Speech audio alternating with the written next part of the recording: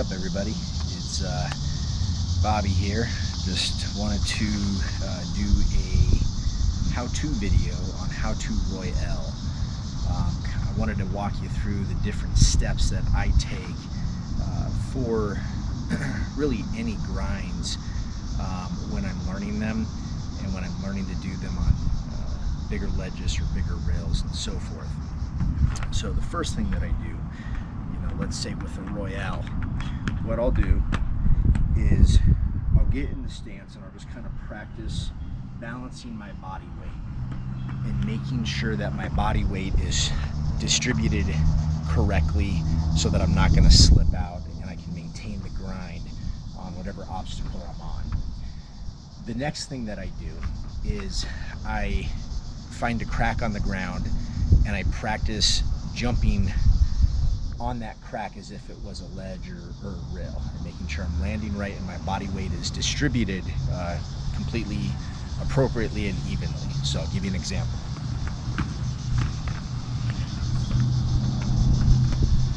So imagine the crack is right here.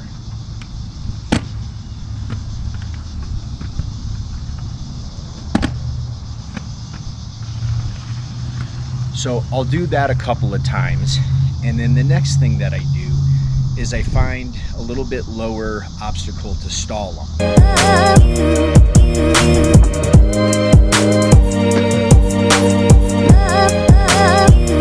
Once I've practiced stalling on that ledge or curb, the next thing that I'll do is I'll approach the curb or ledge very slowly and try to slide just a few inches. Once I feel comfortable with the way I'm locking, the way I'm balancing my weight, I'll begin to increase my speed while approaching that ledge or that curb or that rail a little bit more each time, and eventually I get to the point where I'm just comfortable doing that. That's kind of a building block step as to how I've gotten comfortable doing that. As far as a Royale goes, one of the things that you really want to focus on is making a C shape with your body. If you're leaning too far back, you're going to slip out.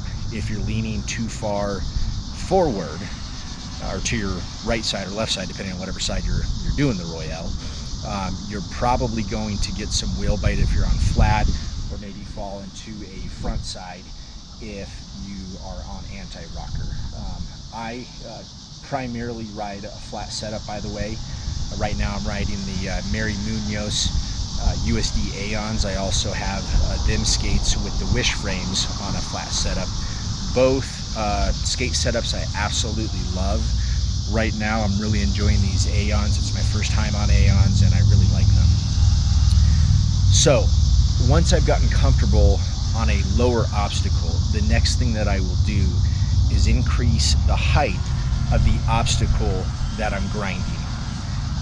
So, I might start off on a ledge that's 10 inches high, and then I go to one that's 18, and then 24.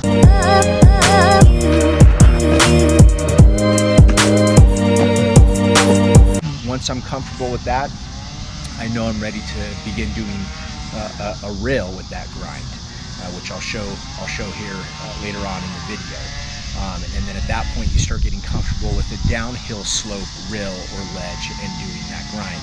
So those are kind of some of the building blocks to doing that. It's really helped me to kind of do a multi-step process in that. And that way I don't end up just totally eating crap because I'm going for something that I just haven't figured out how to balance my weight, jump appropriately at the right time, lock it in right. There's a lot of little variables that go into it. But if you do those building blocks, you really don't even need to think about it once you get up to the obstacle that you're trying to do. You've worked your way up, and so it's become much more of a natural feeling whenever you jump. So those are the ways I go about it. Hopefully that helps. Click the subscribe button, and hopefully you like this content and future content. Thanks guys, appreciate your time.